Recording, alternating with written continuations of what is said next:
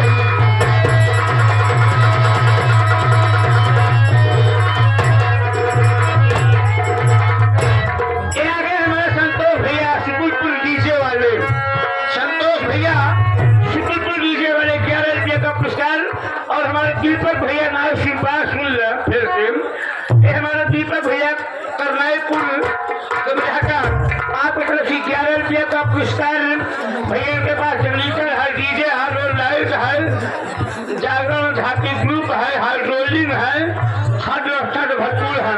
11 रुपये पार्टी हाथी बधाई।